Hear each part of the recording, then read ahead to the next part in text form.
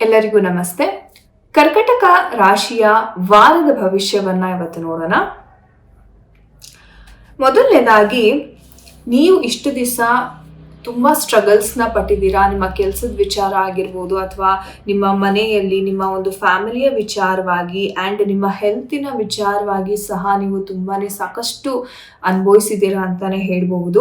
ಈ ಒಂದು ವಾರದಲ್ಲಿ ಅದು ಬದಲಾವಣೆ ಆಗುತ್ತೆ. ಸೊ ನಿಮಗೆ ಒಂದು ರೀತಿ ಹೇಳಬೇಕು ಅಂದರೆ ಆ ಚೈತನ್ಯ, ಆ ಎನರ್ಜಿ ಅಂತಕ್ಕಂಥದ್ದು ನಿಮಗೆ ವಾಪಸ್ ಸಿಗ್ತಾ ಇದೆ.